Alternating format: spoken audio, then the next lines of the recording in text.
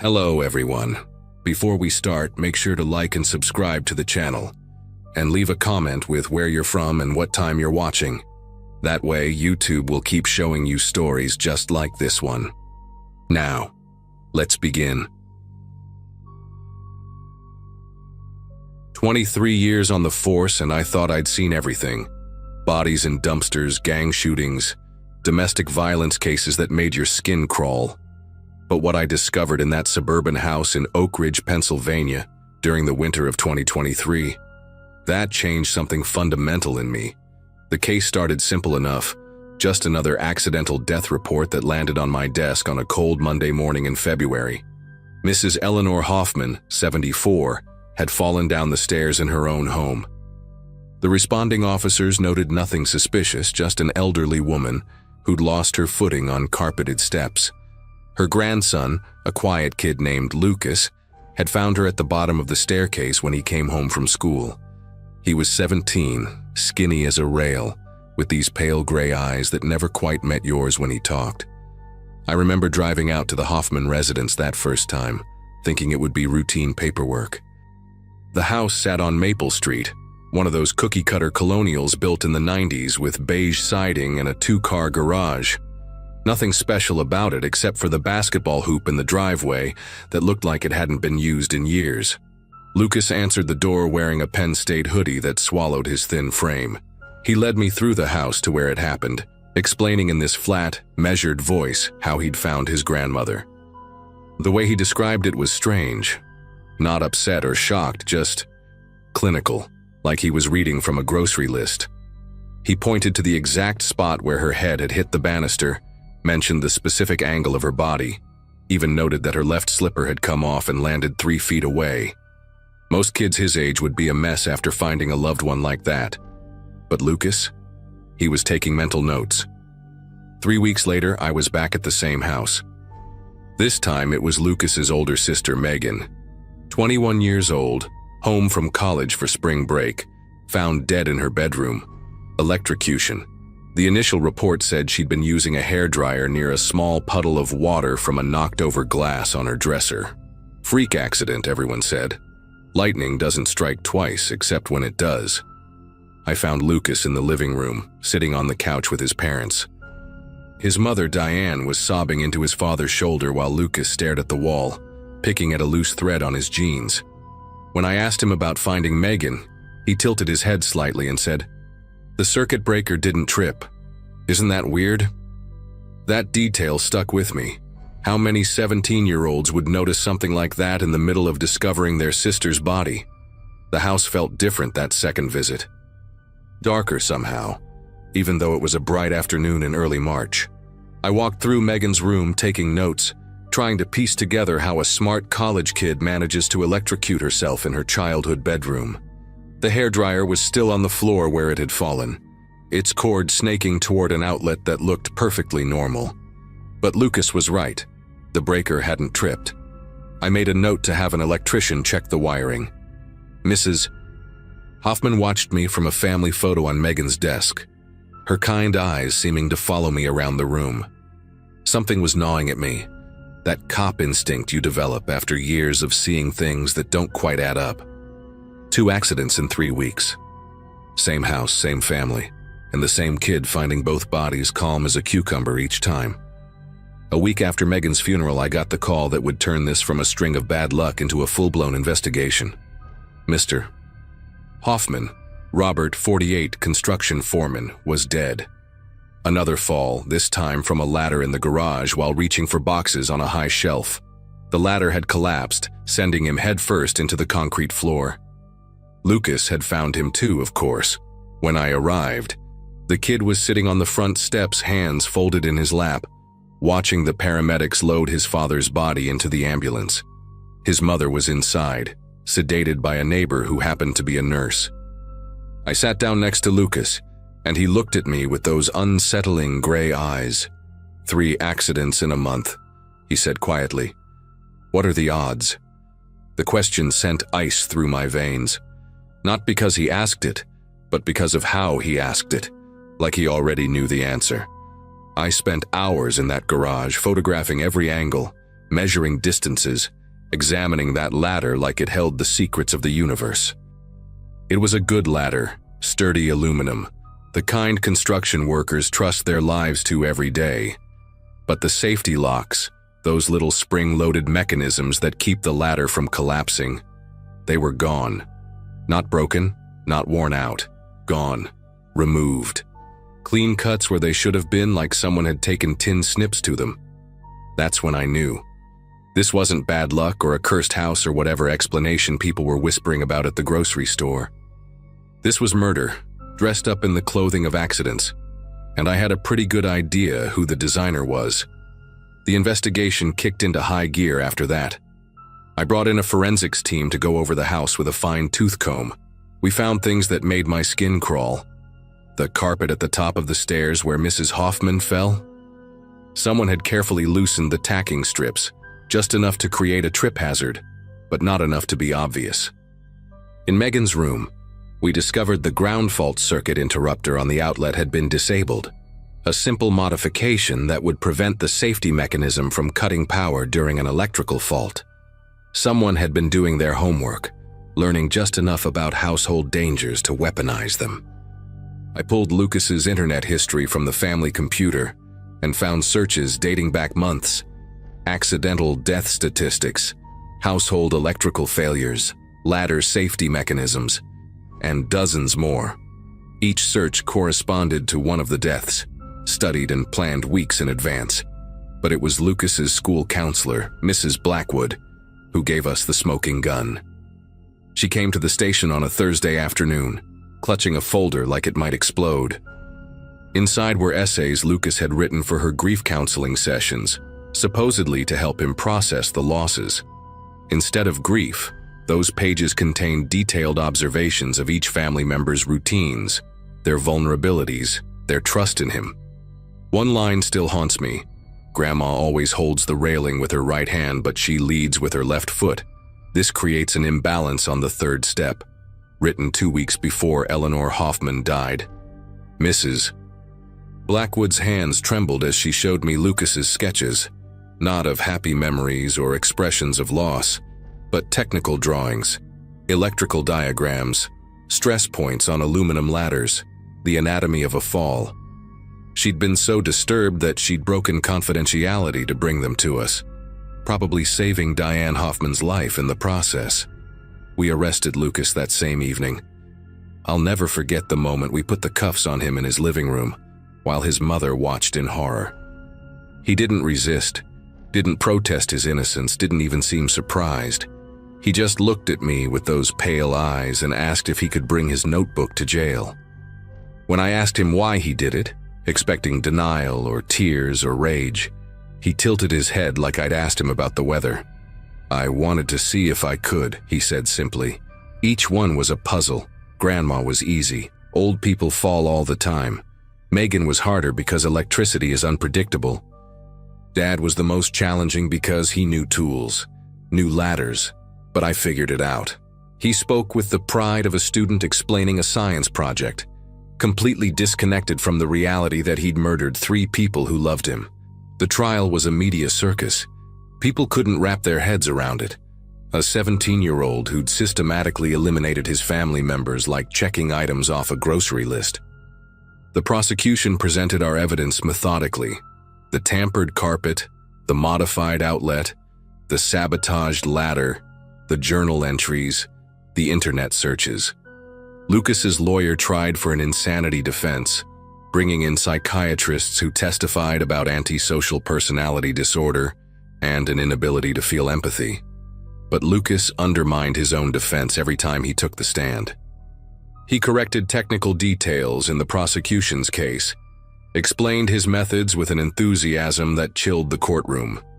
When shown photos of his dead family members, he studied them with the detachment of someone examining furniture. The jury took less than 2 hours to convict him on 3 counts of first-degree murder. I visited Diane Hoffman after the trial. She'd moved in with her sister in Ohio, couldn't bear to stay in Pennsylvania. We sat in her sister's kitchen, and she asked me the same question everyone asks: how did I not see it? I told her what I'd learned in my years on the force, That sometimes evil doesn't announce itself with red flags and warning signs. Sometimes it sits across from you at dinner, does its homework, says please and thank you, and plots your death between math equations.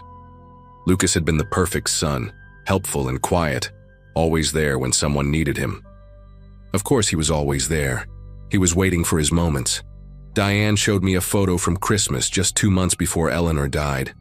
The whole family around the tree, Lucas in the middle, that thin smile on his face. Now I understood what that smile meant. He was already planning, already seeing them not as family but as problems to solve. Lucas is serving life without parole at the state correctional facility. I heard from a guard there that he's a model prisoner, follows every rule, causes no trouble. He's taking college courses, excelling in engineering and physics. The guard mentioned something that sent chills down my spine. Lucas had requested permission to tutor other inmates in basic electrical work. The request was denied, obviously, but it shows he hasn't changed, hasn't learned remorse or empathy. He's just waiting, studying, probably running scenarios in his head. I retired 6 months after the case closed. 23 years of murder investigations, and it was a 17-year-old boy who finally made me hang up my badge. Not because of the violence, I'd seen worse, but because of the calculation, the patience, the complete absence of humanity in those gray eyes. Sometimes I drive past the Hoffman house on Maple Street. New family lives there now, kids playing in the yard, that basketball hoop finally getting some use. They don't know what happened in those rooms, on those stairs, in that garage. And maybe that's for the best. Some houses hold memories. That one holds lessons about the kind of evil that doesn't need a reason, just an opportunity and a curious mind.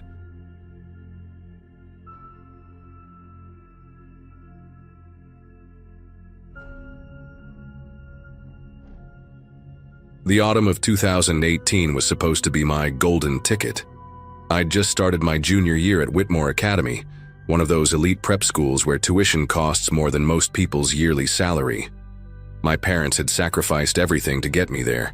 Dad working double shifts at the hospital, Mom tutoring kids on weekends. Theater was my thing, my escape, and I'd finally landed the lead role in our fall production of Macbeth, Mr. D. Holloway had been directing plays at Whitmore for 23 years, and everyone said getting a lead in one of his productions practically guaranteed admission to Juilliard or Yale drama.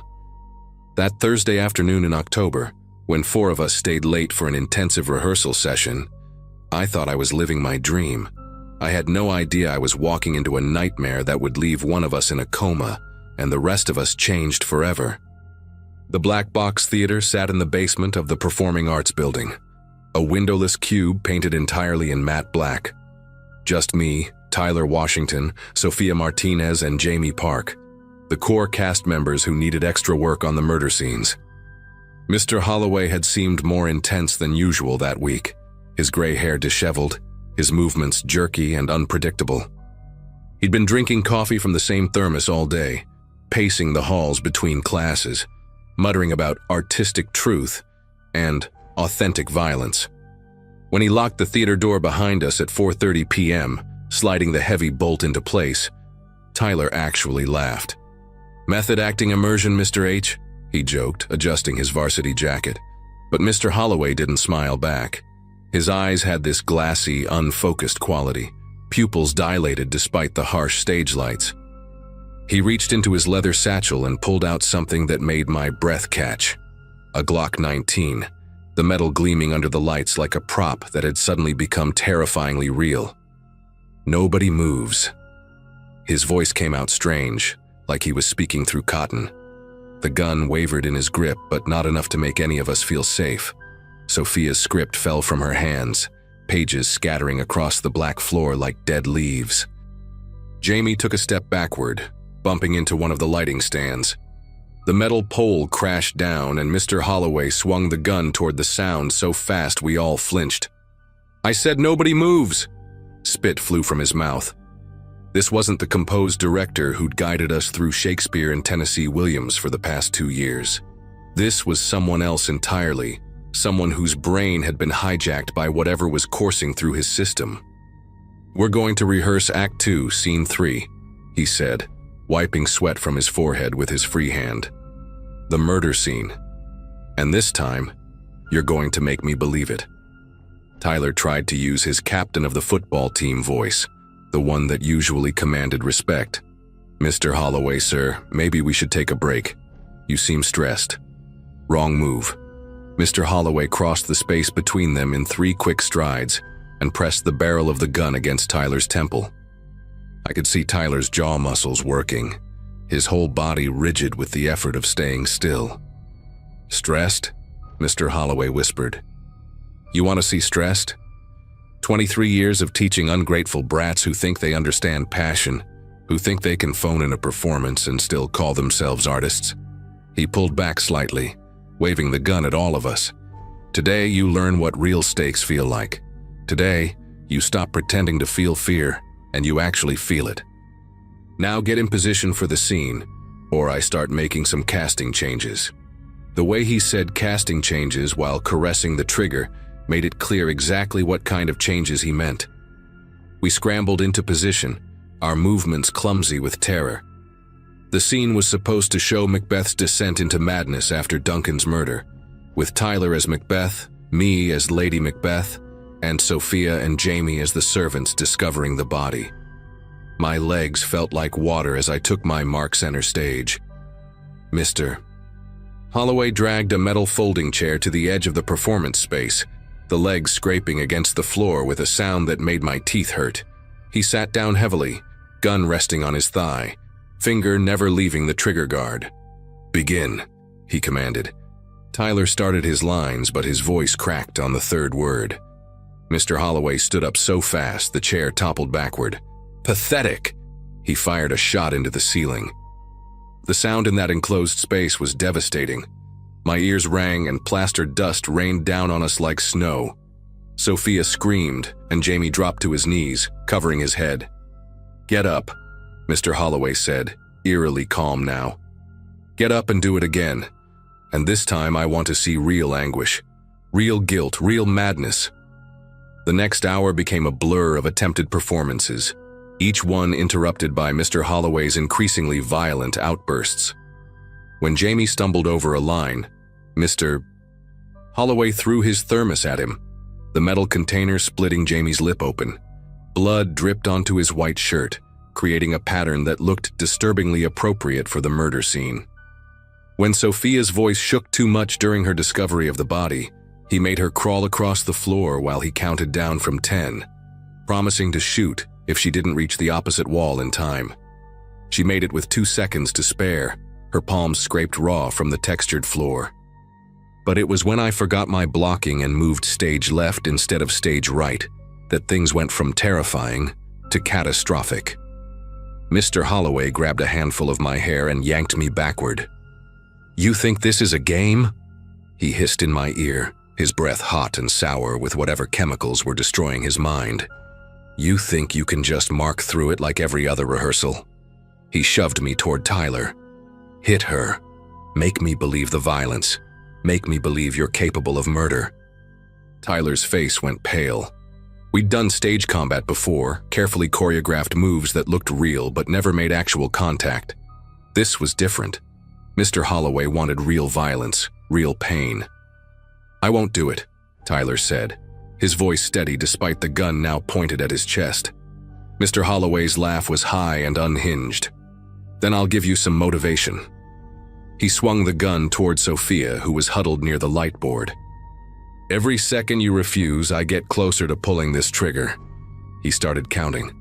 1 Mississippi, 2 Mississippi.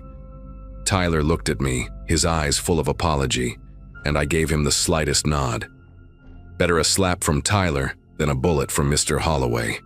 But when Tyler's palm connected with my cheek barely more than a tap, Mr. Holloway exploded. "That's not violence! That's not passion!" He rushed at Tyler, pistol whipping him across the face. Tyler went down hard, blood streaming from a gash above his eyebrow. That's when something shifted in the room. I could see it in Jamie's eyes, in the way Sophia's terror morphed into something harder, more calculating. We'd been victims for over an hour, but now, with Tyler bleeding on the floor and Mr. Holloway standing over him, ranting about artistic integrity while waving a loaded weapon, we realized something crucial. There were 4 of us, and 1 of him. He was high, unstable, his reflexes compromised by whatever cocktail of drugs was frying his synapses. If we were going to survive this, we had to stop being actors and start being fighters. Jamie was the first to move. While Mr. Holloway fixated on Tyler, Jamie quietly picked up one of the wooden rehearsal swords from the prop table. Not sharp, but solid oak, heavy enough to do damage. Sophia eased herself behind the lighting board, her fingers finding the master switch. I helped Tyler sit up, whispering in his ear to be ready. We didn't have a plan exactly, just a shared understanding that passed between us in glances and tiny gestures. We were done being directed. Mr. Holloway must have sensed the shift in energy because he spun around, eyes wild, gun sweeping the room. "What are you doing? Get back in position." But we were already moving. Sophia killed the lights, plunging us into absolute darkness. The Black Box Theater lived up to its name. Without the stage lights, you couldn't see your hand in front of your face. Mr. Holloway fired twice, the muzzle flashes creating brief snapshots of chaos, Jamie diving behind the prop table, Tyler rolling sideways despite his injury, me scrambling toward the sound equipment. The shots were deafening in the dark, leaving my ears ringing, but I heard Mr. Holloway stumbling, crashing into set pieces, cursing. Then came the sound I'd been hoping for, the meaty thunk of wood connecting with skull. Jamie had found his target. Mr. Holloway went down with a grunt, and I heard the gun skitter across the floor. Sophia brought the lights back up to maybe 20%, just enough to see shapes and shadows. What happened next still plays out in slow motion when I close my eyes. Mr. Holloway was on his hands and knees, blood running from a cut on his scalp, reaching for the gun that had slid under the costume rack. Tyler, despite the blood still flowing from his own wound, launched himself at our teacher, tackling him before he could grab the weapon.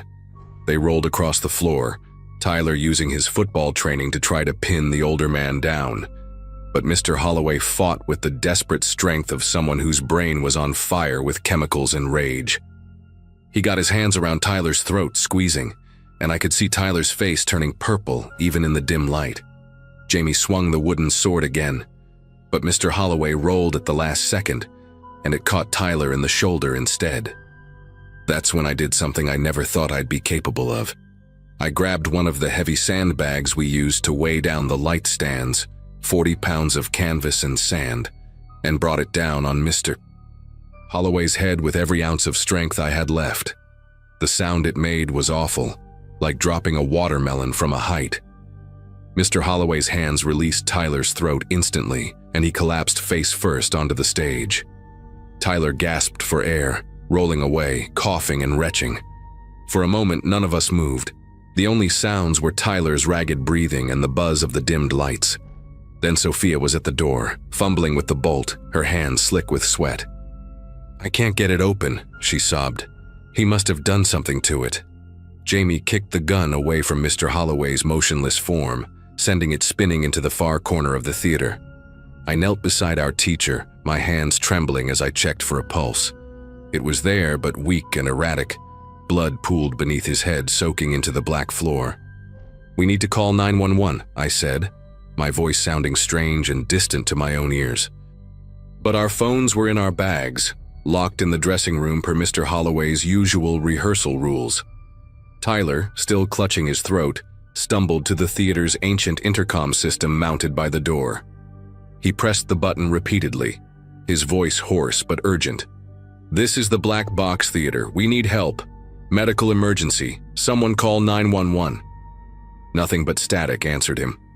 Jamie had found a crowbar in the tool closet and was attacking the door lock with desperate determination. Each clang of metal on metal felt like a countdown to something worse. Mr. Holloway groaned, his fingers twitching against the floor. Part of me wanted to hit him again to make sure he stayed down, but I couldn't bring myself to do it. Sophia had torn strips from a costume to try to stop the bleeding from Tyler's head wound. We were all in shock, moving on autopilot when we finally heard it. Voices in the hallway, footsteps running, someone shouting about bolt cutters. The janitor had heard Tyler's intercom message on his radio. Within minutes, the door burst open, and suddenly the theater was full of people, security, paramedics, police. They took Mr. Holloway away on a stretcher, unconscious but alive.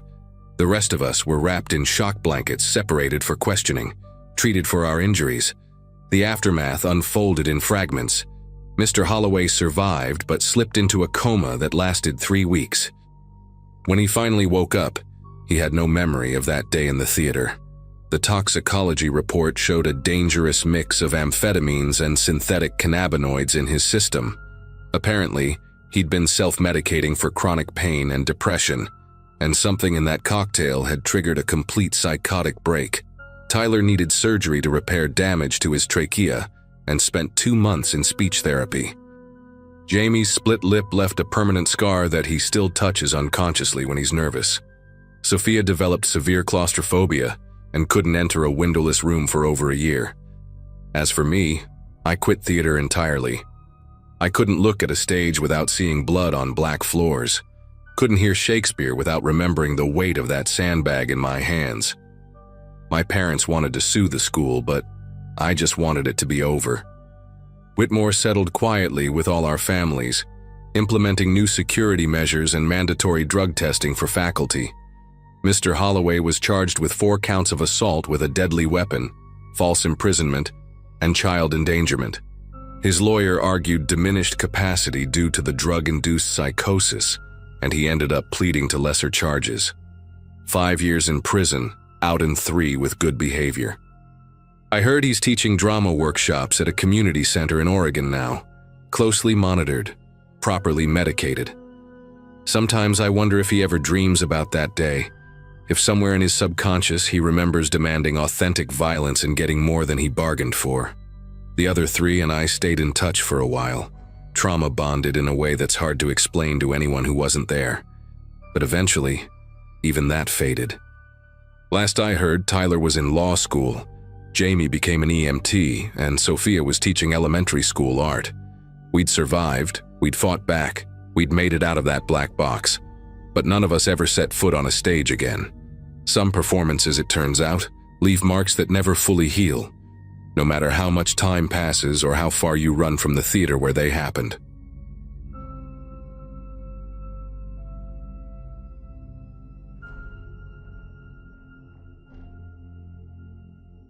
I was working as a graphic designer at a small agency in Charlotte when everything went down. It was early September 2022, and I'd just moved into my first solo apartment after years of having roommates. Life felt like it was finally coming together. Decent job, my own space. Even managed to adopt a rescue cat named Mochi. I'd been single for about 8 months after a pretty rough breakup, and my friend Chloe had been pushing me to try online dating again. "Just give it a shot," she kept saying. "What's the worst that could happen?" Looking back now, I really wish I hadn't listened to her. But loneliness has a way of making you do things you normally wouldn't, and swiping through profiles seemed harmless enough at the time. His profile appeared on a Thursday evening while I was curled up on my couch, half watching some true crime documentary. Nathan Crawford, 29. Entrepreneur and founder of a logistics software company. His photos showed this incredibly handsome guy with dark hair and these piercing green eyes that seemed to look right through the screen. Not in a creepy way, but in that confident, I know what I want kind of way. He had pictures of himself at tech conferences, one with him rock climbing, another at what looked like a charity gala in a perfectly fitted tuxedo. His bio was clever without trying too hard. Building the future of supply chain tech by day, attempting to cook something edible by night, looking for someone who appreciates bad jokes and good wine. I remember hesitating for just a second before swiping right.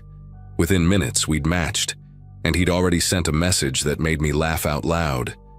We texted for hours that first night, and it felt so natural, like talking to someone I'd known for years. He asked about my design work, seemed genuinely interested when I explained my latest project for a local brewery. He told me about his company, Streamline X, how he'd started it after working at Amazon and seeing all the inefficiencies in their system. The way he talked about his work was passionate but not obnoxious. He'd throw in self-deprecating jokes about his coding skills or how his business partner Jordan always had to fix his presentations. By midnight, my face hurt from smiling at my phone. We set up a date for Saturday afternoon, just coffee at this trendy place downtown. I spent Friday night trying on different outfits with Chloe, both of us giggling like we were back in college. "This one could be it," she said, adjusting my necklace. "I can feel it." The coffee date was supposed to last an hour. We stayed for 4. Nathan showed up looking even better than his photos, wearing this casual button-down and jeans that probably cost more than my entire outfit. But he wore them like he'd thrown them on without thinking. He brought me a small succulent in a hand-painted pot, said he'd noticed I had plants in one of my photos and thought I might like it. We talked about everything, our families. He was from Colorado, youngest of 3 boys, our worst roommate stories, our favorite places to travel. He had this way of making you feel like you were the only person in the room, leaning in when you talked, remembering little details you'd mentioned. When the barista started stacking chairs around us, we realized we'd completely lost track of time. As we walked to our cars, he asked if he could see me again. "Tomorrow?" he suggested, and I didn't even pretend to think about it before saying yes. The next few weeks were like something out of a movie.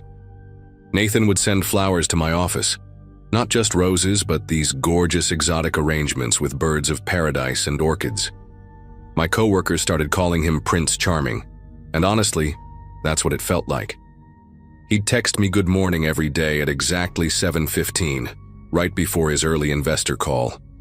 Dinners at restaurants I'd only seen on Instagram, surprise tickets to concerts, weekend trips to Asheville where we'd stay at these boutique hotels.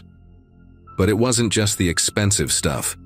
He'd show up at my apartment with takeout from my favorite Thai place after I'd had a rough day, or spend hours helping me brainstorm ideas for a difficult client. He even won over Mochi, who usually hated everyone. One night, about a month in, he told me he was falling for me. We were on his balcony. He had this stunning condo with a view of the skyline, and he just said it, simple and direct. "I know it's fast," he said, "but I've never felt this sure about anything." That's when the gifts started getting more elaborate. Designer handbags I'd mentioned liking in passing, jewelry that made me uncomfortable with how expensive it looked, plans for trips to places I'd only dreamed of visiting. He'd wave off my protests, saying his company had just closed a major deal with a Fortune 500 company. "Let me spoil you," he'd say, kissing my forehead. "I've been working nonstop for years to get to this point. Now I finally have someone worth sharing it with." He showed me mock-ups of Streamline X's interface, talked about expansion plans, even introduced me to Jordan over video call. Though looking back, Jordan barely said 3 words and kept his camera at a weird angle where you couldn't really see his face. But I was so caught up in the whirlwind of it all, these little strange moments just slipped by. Nathan started talking about meeting my parents over Thanksgiving. Maybe spending Christmas in Vail with his family. He'd pull up real estate listings on his phone, asking what I thought about different neighborhoods, just for fun. But his eyes would get this serious look that made my heart race. The first real red flag came on a Wednesday morning in early November. I was at work, rushing to finish a presentation, when my credit card got declined trying to buy lunch. Weird, I thought. I'd just paid it off.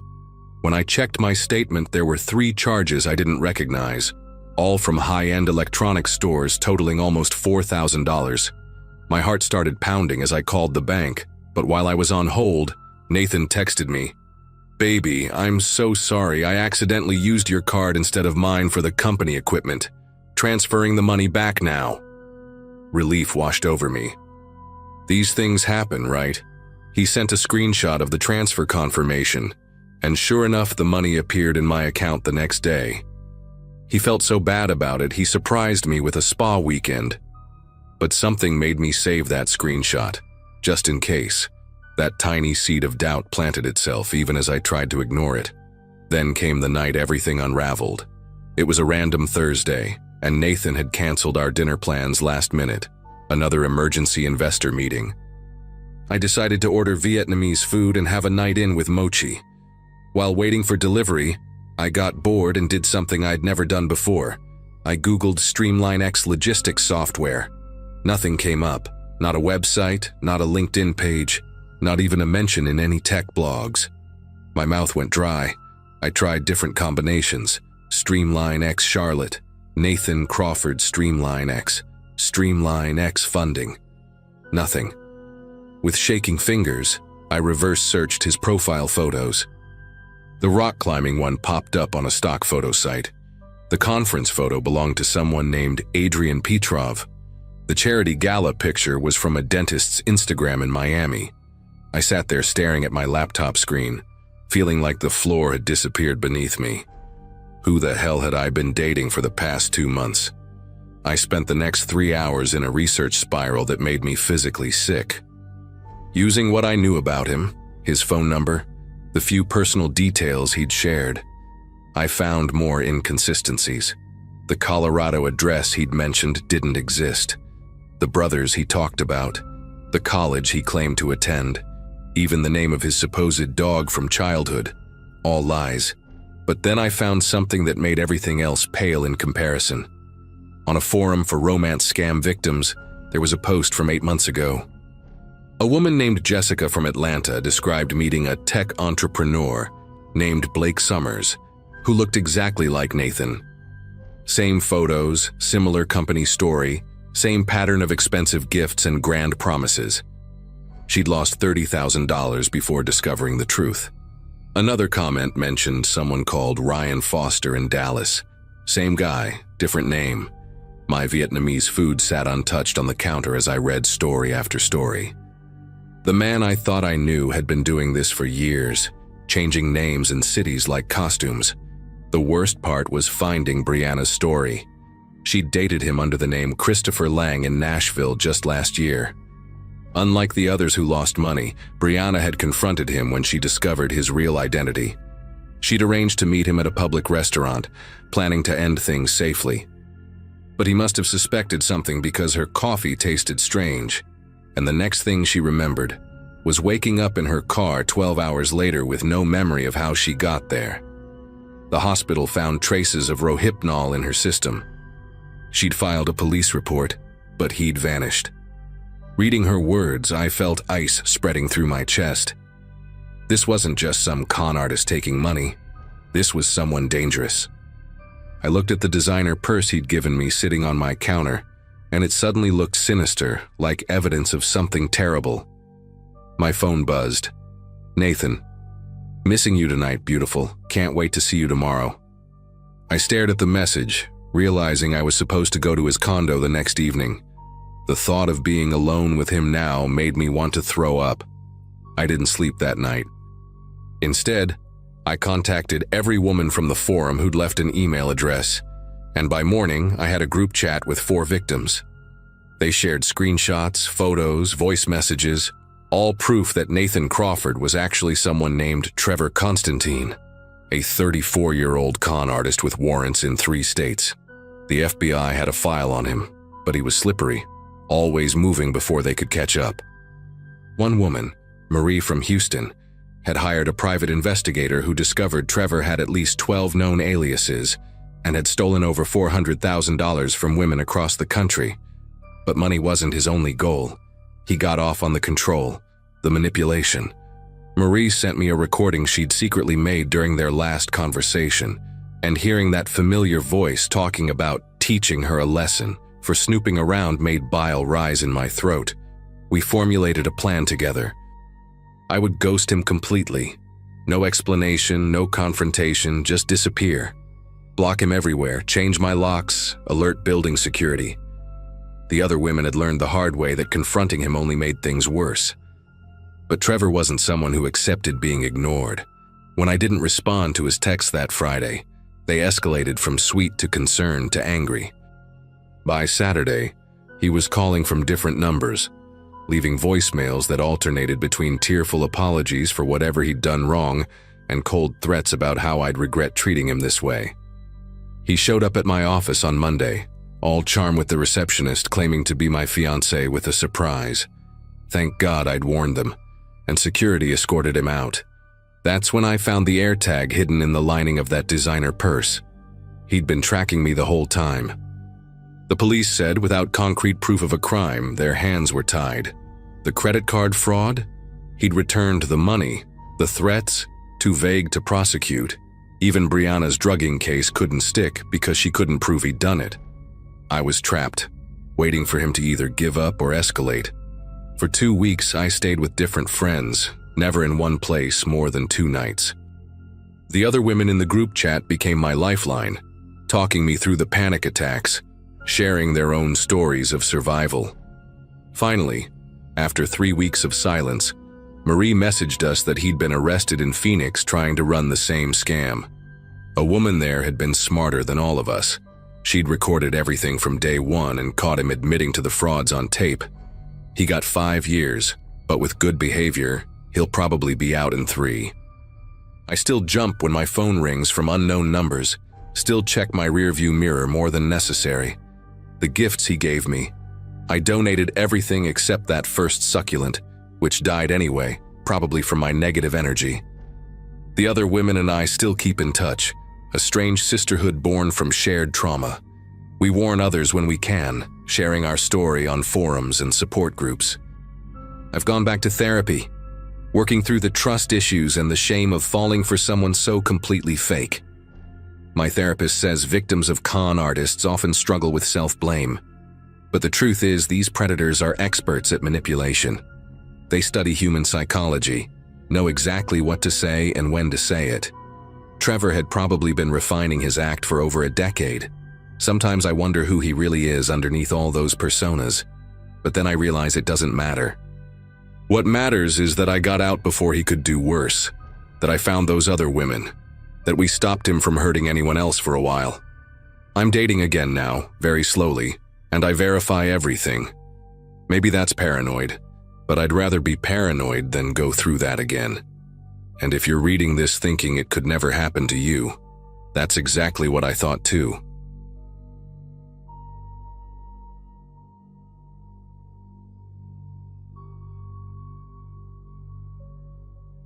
Working at a mid-sized marketing firm in Cincinnati was supposed to be my dream job.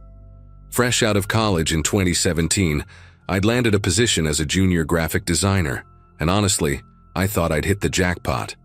The office had that startup vibe, ping pong table in the break room, casual Fridays that stretched into casual every day, and co-workers who actually seemed to care about each other.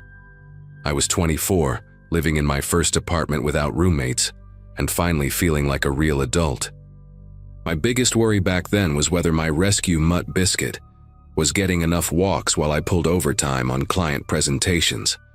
One of the senior account managers, Gregory Lawson, took me under his wing from day one. He was in his early 30s, always impeccably dressed even on casual days, with this infectious enthusiasm that made even the most boring client brief sound exciting. Gregory had this way of making you feel like you were the only person in the room when he talked to you. Intense eye contact, leaning in close, remembering every little detail you'd mentioned weeks ago. At first, I thought it was just good people skills. He'd bring me coffee exactly how I liked it, stay late to help me with projects, and always made sure to publicly praise my work in team meetings. Looking back, I should have noticed how his helpfulness always came with strings attached. How he'd sulk if I grabbed lunch with other coworkers instead of him, or how his compliments always felt slightly possessive. Everything changed on a Thursday in March. I'd been working there for about 8 months when Gregory cornered me in the supply closet. I was reaching for printer paper when he blocked the doorway, that usual charming smile replaced with something darker. He started saying how I owed him for all his mentoring, how I'd been leading him on by accepting his help.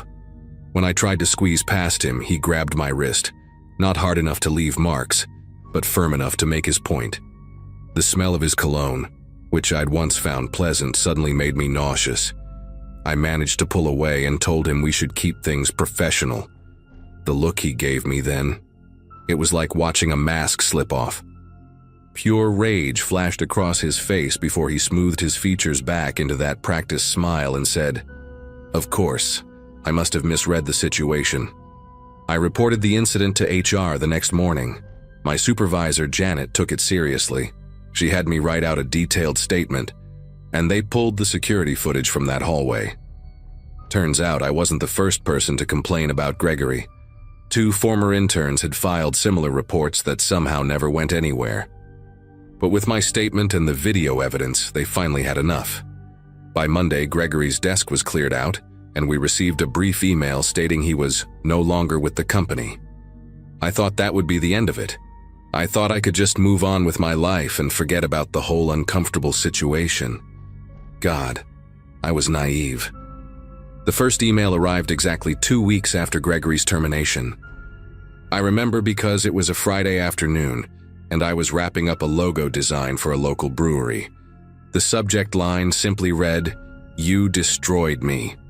No sender name, just a string of random numbers and letters for an email address.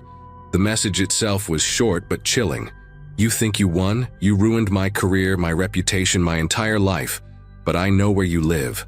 I know your routine. I know that pathetic dog you walk every morning at 6:15. You'll pay for what you did to me."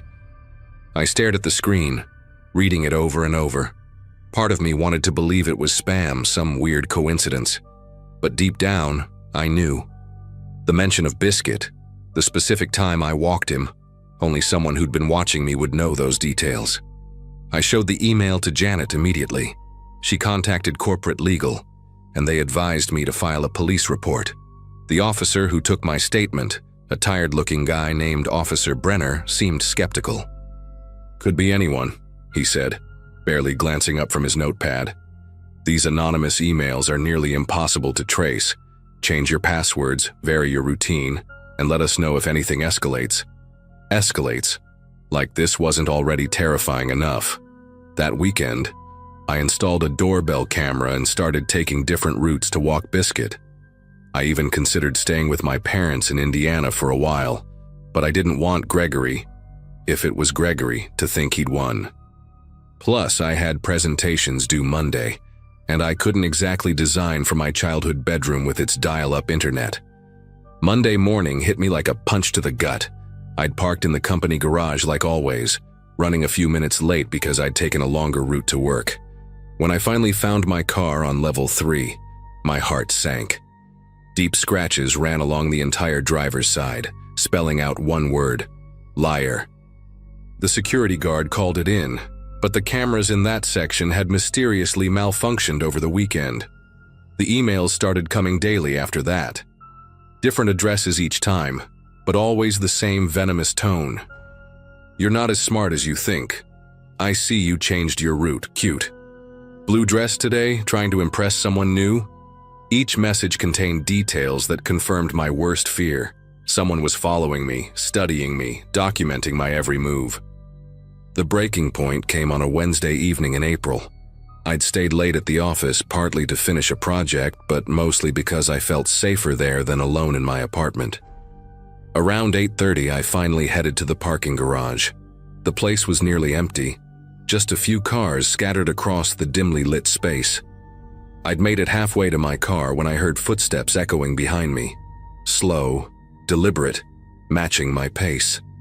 When I walked faster, they sped up. When I stopped, they stopped. I fumbled for my keys, that new pepper spray keychain Janet had given me clutched in my sweaty palm. Just as I reached my car, the footsteps broke into a run. I spun around, ready to spray, but saw only shadows. Then I noticed it. A piece of paper tucked under my windshield wiper. "Stop hiding behind security cameras. Let's settle this face to face." My whole body shook as I grabbed the note and practically dove into my car, locking the doors and peeling out of there like my life depended on it. That night I couldn't sleep. Every creak of my apartment building, every car passing by, every shadow outside my window sent my heart racing. Around 3 a.m., I finally dozed off on my couch with Biscuit curled up beside me. I woke up to him growling, something he never did. The apartment was dark except for the glow from my laptop screen. I'd left it open on the coffee table. But now there was a document open that I hadn't created. Just one line, typed over and over. "You can't hide from me, you can't hide from me, you can't hide from me." My blood turned to ice. Someone had been in my apartment. While I was sleeping, I grabbed Biscuit and my phone, locked myself in the bathroom, and called 911. The police found no signs of forced entry, but my spare key, the one I kept hidden under a fake rock by my door, was missing. The next morning, Thursday, I didn't go to work. I couldn't. Janet understood and suggested I work from home for a few days. I spent the morning at the locksmith, getting every lock changed, then drove to my parents' house to drop off Biscuit. I couldn't risk anything happening to him. On my way back, driving down Route 32 around 2 p.m., a black sedan appeared in my rearview mirror. It stayed exactly 3 car lengths behind me, matching every lane change, every turn. When I sped up to test my paranoia, it sped up. When I signaled to exit, it signaled too. My exit was coming up in a mile when the sedan suddenly accelerated, swerving into my lane and clipping my back bumper. My car spun out, tires screaming against asphalt. I managed to regain control just before hitting the guardrail, but the sedan was already speeding away. My hands trembled so violently I could barely dial 911. This time, Officer Brenner took me seriously. The investigation moved quickly after that. A traffic camera had caught the sedan's license plate, a rental car paid for with a prepaid credit card, but the rental company had security footage of the person picking it up.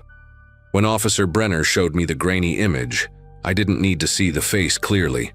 That distinctive way of standing, the pressed shirt even for a casual car rental, the way he drummed his fingers on the counter, it was Gregory. They tracked the credit card purchases to a motel just outside the city limits. The police found him there with what they called a shrine of information about me. Printed screenshots of my social media, photos taken from afar, detailed logs of my daily activities going back weeks. He'd created 17 different email accounts to harass me. His laptop contained drafts of emails he hadn't sent yet, each one more disturbing than the last, detailing exactly what he planned to do to make me understand what I'd taken from him. Gregory was arrested that same day. He pleaded guilty to stalking, harassment, and attempted vehicular assault to avoid a trial. Got 3 years in prison and a permanent restraining order. The company hired security to walk employees to their cars for months afterward. I stayed in therapy for a year, learning to trust my instincts again and stop looking behind me every few steps. Gregory was just a coworker who helped me with projects, until he wasn't. The thing that still haunts me isn't just what he did, it's how normal he seemed for those 8 months. How many times we laughed over coffee, how genuinely helpful he was with my career, how absolutely certain everyone was that he was one of the good guys. These days I work for a different company, in a different city. Biscuit and I take our morning walks whenever we want, no schedule. And I've learned that when someone's helpfulness comes with conditions, when their kindness feels like a debt you're accumulating, trust that instinct. It might just save your life.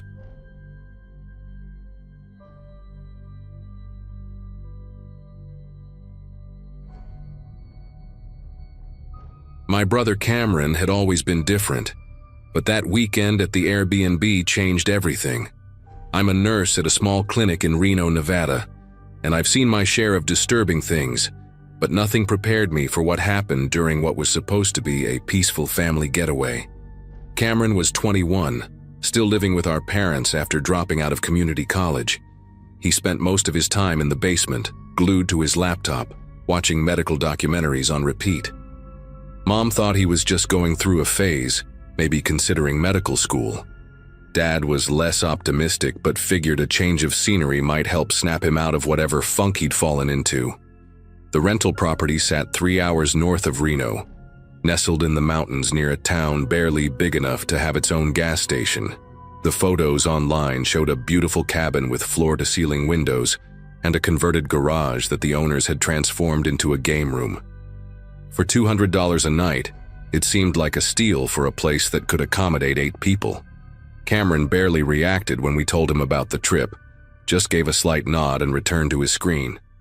I caught a glimpse of what he was watching, some graphic surgery footage that made even me, with my medical background, feel queasy. We arrived on a Friday afternoon in late July. The cabin exceeded expectations, rustic but modern, surrounded by towering pines that blocked out most of the neighboring properties. Cameron actually seemed interested when he discovered the garage game room had been set up like a workshop, with a long metal table and overhead lighting that reminded me of an operating room. While Mom and Dad unpacked groceries, I watched him run his fingers along the table's surface, measuring distances with his hands, mumbling calculations under his breath. He'd brought a duffel bag that seemed oddly heavy, which he immediately stashed in the corner of the garage before anyone could ask about it. That first night passed without incident.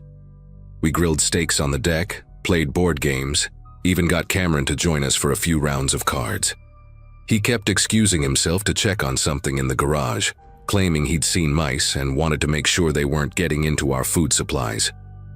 Dad joked that Cameron was finally showing some practical initiative. Around 11, my parents decided to drive into town to check out the local bar. Apparently, they had live music on weekends. They asked if Cameron and I wanted to join, but we both declined. I was exhausted from a long week of shifts, and Cameron said he had a headache.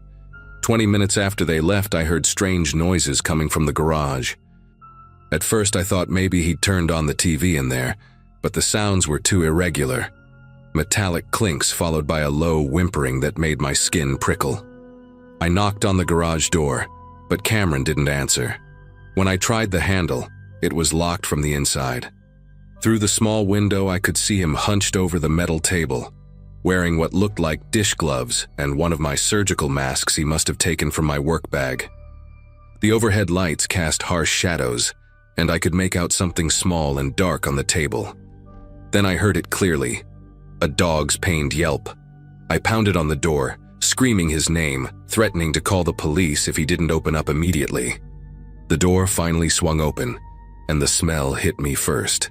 That distinctive copper scent of blood mixed with something chemical, like cleaning solution. Cameron stood there in a plastic apron splattered with dark stains, his eyes bright with an excitement I'd never seen before. On the table behind him lay a medium-sized mutt, its gray fur matted with blood, breathing shallow and rapid. He'd made precise incisions along its abdomen, the skin pulled back and pinned like I'd seen in anatomy textbooks. "I fixed him," Cameron said, his voice eerily calm. He had something wrong inside. I could tell by the way he walked when I gave him the hamburger. My nursing instincts kicked in, and I rushed to the poor animal. But I could see it was too late. Whatever Cameron had done, the damage was catastrophic.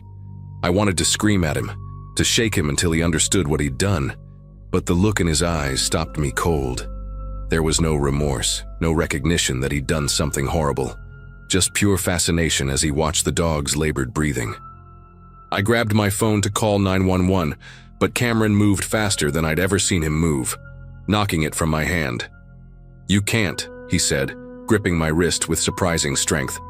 "They won't understand. I'm getting better at this. I've been practicing." That's when I noticed his duffel bag was open, and inside I could see rolls of surgical instruments, bottles of veterinary anesthetic, and what looked like anatomy diagrams he'd drawn himself. The sound of our parents' car pulling into the driveway broke the spell. Cameron's grip loosened, and I yanked my arm away, backing toward the door. "Clean this up," I hissed, my voice shaking. "Clean it up right now, or I swear to God, Cameron." He nodded slowly, that unsettling brightness never leaving his eyes. I stumbled out of the garage and met our parents at the front door, forcing a smile and claiming I was heading to bed with a migraine. Mom fussed over me. Dad made jokes about the local band being terrible, and all the while I could hear Cameron moving around in the garage, the sound of plastic rustling and water running. I lay awake until dawn, my door locked, jumping at every creak in the house. The next morning, I found the garage spotless. The metal table gleamed under the fluorescent lights, smelling strongly of bleach. Cameron sat at the kitchen table eating cereal like nothing had happened, chatting with Dad about football scores. I pulled Mom aside while they talked, but before I could get the words out, Cameron appeared at my shoulder. "I buried it," he whispered, just loud enough for me to hear. "Behind the tool shed, nobody will find it." His breath smelled like mint toothpaste, but underneath I caught something else, that same chemical smell from the night before. Mom asked if everything was all right, and I found myself nodding, unable to form words with Cameron's steady gaze boring into me. Dad suggested a hike after breakfast, one of those family bonding activities he always pushed when we were together. Cameron volunteered to stay behind, claiming he felt queasy from something he ate. I should have insisted we all stay together. I should have found a way to get us out of that cabin right then. Instead, I let myself believe that maybe I'd overreacted, that maybe the shock of seeing what he'd done had finally gotten through to him. We left around 10 in the morning for a trail that would take us 3 hours round trip. When we returned, Dad's car was gone from the driveway. Mom called out for Cameron as we entered the house, but only silence answered. His bedroom was empty, bed still made. The garage door stood slightly ajar. Inside the garage, we found Cameron's laptop open on the metal table, playing a video on loop. The timestamp showed it was recorded that morning, just minutes after we'd left for our hike. In the grainy footage, Cameron spoke directly to the camera, explaining in that same calm voice how he'd been practicing for months, how the bullying in high school had taught him that people were just biological machines that could be taken apart and understood. Behind him on the table lay surgical instruments arranged with obsessive precision. The video cut to black, then resumed with Cameron filming the driveway as Dad's car pulled up. "Subject presented itself," Cameron's voice narrated. "Male, approximately 55 years old, showing signs of lower back distress. Intervention necessary." The screen went dark again. Mom's scream brought me back to reality. We called the police immediately. They found Dad's car abandoned on a dirt road 8 miles from the cabin, keys still in the ignition, driver door hanging open. Search teams combed the woods for 2 days before they discovered Cameron's makeshift operating site in a small cave near an abandoned mine shaft. Dad was there, alive but in critical condition, with surgical incisions across his lower back that somehow, miraculously, had missed major organs and arteries. Cameron was nowhere to be found. The investigators uncovered dozens of videos on hidden drives in the garage. Documentation of his descent into madness, starting with small animals and building up to elaborate fantasies about fixing the people who had wronged him. They found journal entries dating back years, filled with anatomical drawings and detailed plans. Dad survived, though he never fully recovered mobility in his legs. We moved away from Nevada, changed our names, tried to start over. Cameron was spotted twice over the following years, once in Montana and once in Wyoming, but he always vanished before authorities could close in. I still wake up sometimes, certain I can hear that metallic clinking sound, wondering if he's out there somewhere, looking for more subjects to fix.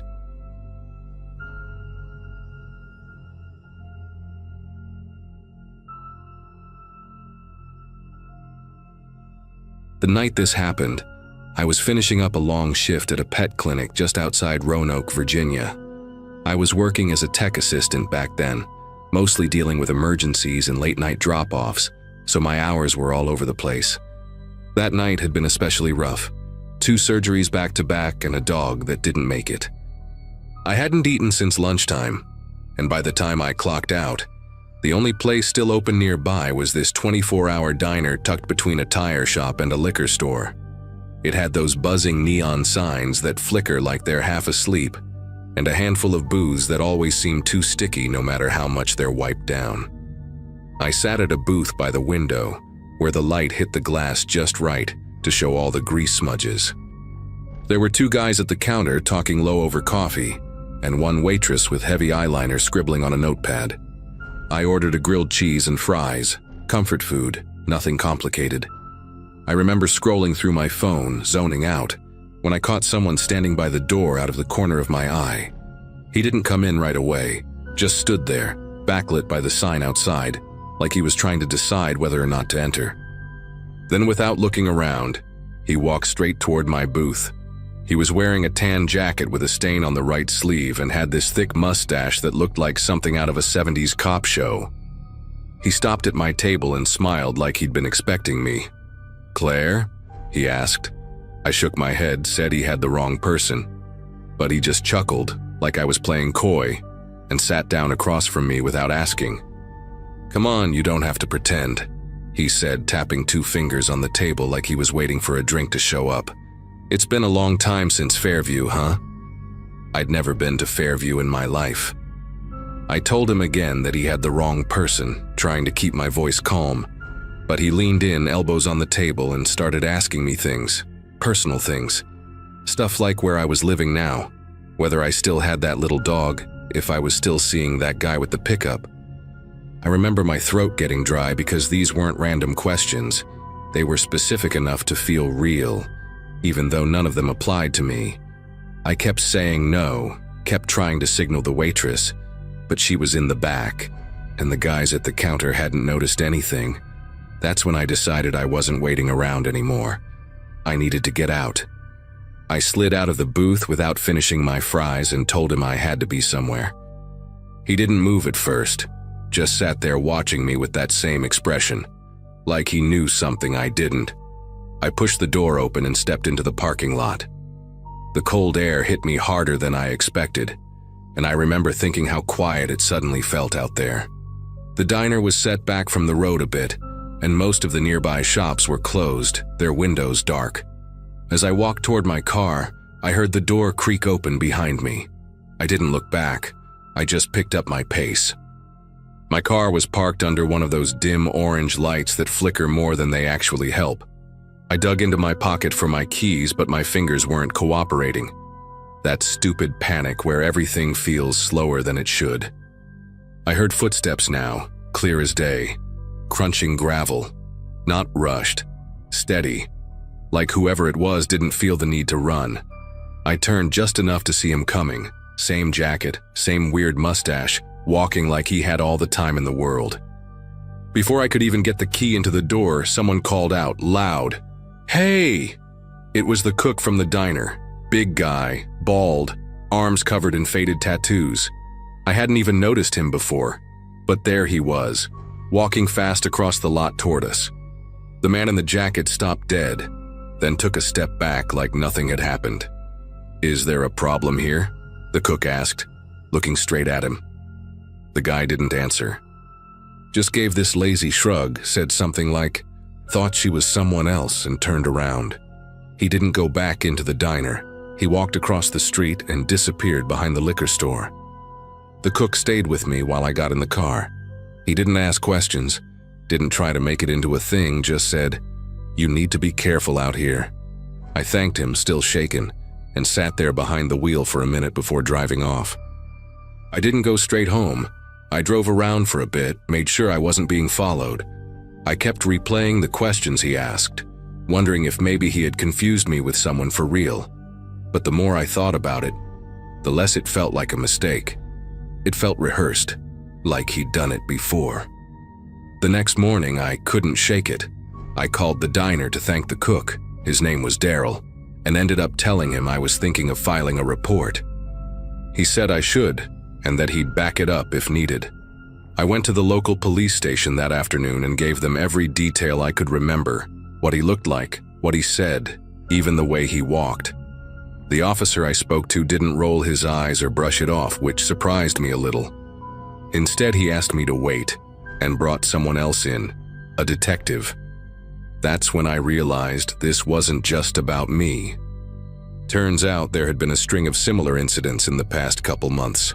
Women, usually alone late at night, being approached by a man matching that same general description. Always a different name, always familiar questions. In 2 cases, the women made it to their cars, but the guy had followed them for miles.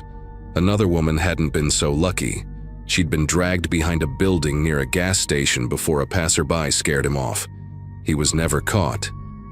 When they asked if I'd be willing to look at some photos, I said yes without hesitating. They showed me a lineup of mugshots, and I recognized him instantly. His name wasn't even close to what I expected. Earl Camden, early 50s, with a long list of arrests going back 2 decades. Mostly loitering, trespassing, harassment. Nothing that stuck long enough to keep him off the streets. But now they were taking it seriously. After my report and Daryl's statement, they managed to pull security footage from the diner's parking lot. It was grainy, but you could clearly see him following me out. That was enough for a warrant. A few days later, they picked him up behind a laundromat 3 towns over. I still don't know why he picked me that night, or what would have happened if Daryl hadn't stepped in. I never saw Earl again, and I hope I never do. But I changed a lot after that.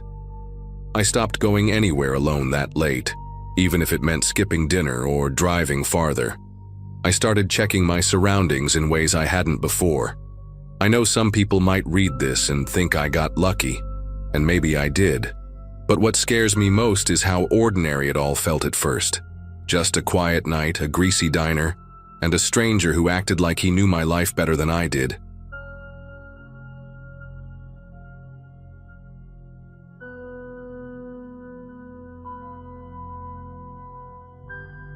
It's been a few years since all of this unraveled, but I still get occasional messages from women who found me through screenshots or comment threads. I'm not sure what exactly pushed me to post this now. Maybe just the fact that he's still out there. Back then, I lived in a small duplex on the outskirts of St. Cloud, Minnesota, working part-time at a veterinary clinic while finishing up my certification in dental hygiene. My life was quiet in that comfortable, dull kind of way. I wasn't really looking for anyone, but when I met Eli Sutton through a mutual friend's camping trip, he had this incredibly relaxed, almost too perfect way of making everyone feel like they'd known him for years. He wasn't flashy, didn't overtalk. That's probably what made people trust him faster.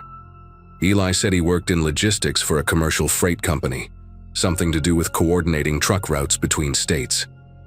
He'd pull out his phone to answer work texts in the middle of dinner or a movie night, always peppered with just enough complaint to sound real. Said he was originally from Michigan, had moved around a lot because of work.